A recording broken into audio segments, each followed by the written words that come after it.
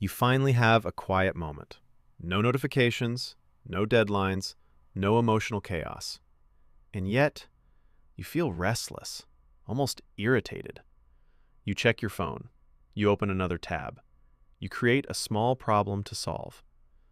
Why does peace feel uncomfortable? Why does calm feel like something is missing?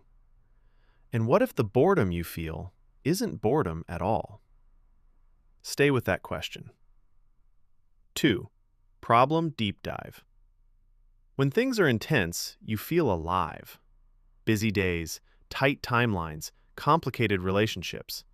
Your mind is sharp, focused, engaged. But when life slows down, something shifts. You start overthinking. You pick fights. You scroll without purpose. You feel dull, heavy, disconnected. And then comes the quiet self-judgment. Why can't I just relax? Why am I never satisfied? What's wrong with me? This pattern doesn't just affect your free time. It shapes your choices. You may choose unstable relationships because stability feels flat. You may procrastinate until pressure builds because urgency feels motivating. You may say you want peace, but unconsciously move toward chaos. Over time, this becomes part of your identity. I'm just someone who needs excitement. I can't sit still. I get bored easily. But underneath that identity is something more precise, a psychological pattern, often rooted in how your nervous system learned to survive. And that changes everything. 3. Reframe. You are not broken. Your brain is not defective. Your boredom in calm moments may actually be an adaptation, a learned response. If you grew up in an environment where unpredictability was normal, where tension meant attention, where quiet meant something was about to go wrong, your nervous system calibrated itself to that level of stimulation. It learned high activation equals normal. Low activation equals suspicious. So when life becomes peaceful, your body doesn't interpret it as safety. It interprets it as unfamiliar. And the brain does not like unfamiliar. It prefers predictable, even if that predictability is stressful. The restlessness you call boredom may actually be your nervous system searching for the level of intensity it recognizes, not because it enjoys chaos, but because it understands it. 4. Psychological mechanism. Let's break this down. There are two key systems at play. First, your dopamine system. Second, your threat detection system. Your brain runs on prediction. According to cognitive neuroscience, the brain is constantly asking, what usually happens next? When your life has been filled with stimulation, stress, novelty, drama, your dopamine baseline adjusts upward. Dopamine isn't just about pleasure, it's about anticipation, motivation, movement. When stimulation drops suddenly, dopamine drops too, and your brain interprets that drop as a problem, not because calm is bad, but because it's different from the level it expects. Now add the threat detection system. The amygdala scans for danger. In chaotic environments, you become hyper-attuned. Your body learns to stay slightly activated. So when everything is quiet, your nervous system may whisper, "Why is it so quiet?" Instead of relaxing, it searches. It looks for something to solve, fix, or anticipate. Here's a simple mental model. Imagine your nervous system as a thermostat. If it has been set to 8 out of 10 for years, a peaceful 3 feels too cold.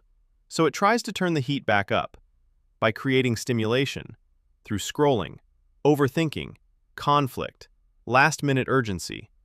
Not because you want stress, but because your thermostat thinks that's home. This is not a personality flaw, it's neuroadaptation.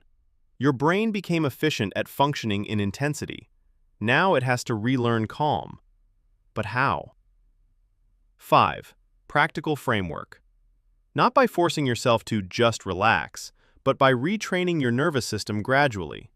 Here are 4 principles, each grounded in psychology. 1. Lower stimulation slowly. What to do? Reduce intensity in small increments instead of going from chaos to silence overnight. For example, instead of quitting social media entirely, create 30-minute no-phone windows. Instead of filling every second with podcasts, try 5 minutes of quiet walking. Why it works. Gradual exposure allows your dopamine system to recalibrate without triggering withdrawal like restlessness. Behavioral psychology shows that incremental shifts prevent rebound behaviors. Real-life example. You sit on your couch without your phone for 3 minutes. It feels uncomfortable, but you stay. The discomfort peaks, then softens. Your brain learns, nothing bad happened. 2. Redefine boredom. What to do. When you feel bored, label it precisely. My nervous system is understimulated, not my life. Why it works. Cognitive reappraisal changes activity in the prefrontal cortex, which regulates emotional interpretation. Naming the state reduces amygdala activation. Real-life example. Instead of saying, "This is pointless," you say, "This is my brain adjusting." The feeling doesn't vanish, but it becomes less threatening. 3. Build micro-challenges in calm spaces. What to do. Add structured, low-intensity goals inside peaceful periods. Reading 10 pages, learning a skill slowly, organizing one drawer. Why it works. The brain needs optimal stimulation, not zero stimulation. This follows the Yerkes-Dodson law. Performance and engagement peak at moderate arousal. Real-life example. On a quiet Sunday, instead of seeking drama, you choose to cook a new recipe. It's engaging, but not chaotic. Your system learns a new level of normal. 4. Track the urge, not the action. What to do. When you want to create stimulation, send a reactive text, start unnecessary conflict, pause and observe the urge for 90 seconds. Why it works. Urges rise and fall like waves. Neuroscience shows most emotional impulses peak and subside within about 60 to 90 seconds if not reinforced. Observing them strengthens executive control networks. Real-life example. You feel the impulse to check your ex's profile. Instead of acting, you watch the urge. It crests, then it fades slightly. You didn't suppress it, you surfed it. These steps are not about becoming a calm person overnight. They are about adjusting your internal thermostat, 1 degree at a time. 6. Integration.